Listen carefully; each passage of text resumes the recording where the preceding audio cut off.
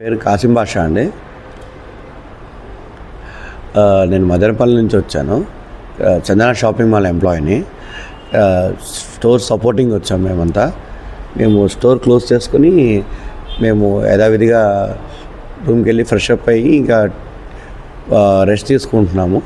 టైంలో short circuit జరిగి మన టీవీ యొక్క అడాప్టర్ ఏదైతే ఉందో అది పేలిపోవడం జరిగిందండి.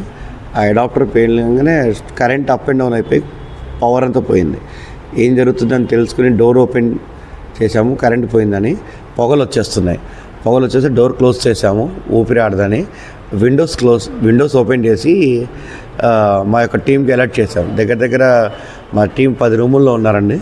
వాళ్ళందరికీ ఇమీడియట్గా ఇన్ఫామ్ చేసాం, బయటికి రావద్దు అండ్ డోర్స్ ఓపెన్ చేసుకొని విండోస్ అని.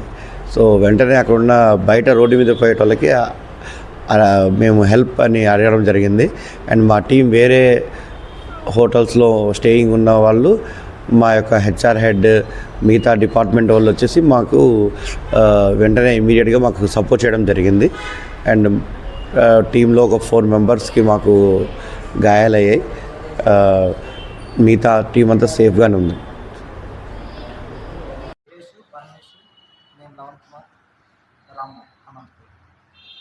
ఏ ఊరు మీది?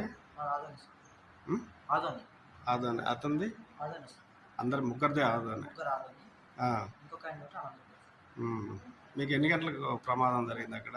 నైట్ 1 గంట పైన. ఎట్లా జరిగింది? పైన పడుకున్నాను. చూసేవరకు మొత్తం అంటే పొగ వచ్చేసింది. నీ పేరు? లవణ్ కుమార్. ఊరు? ఆదోని.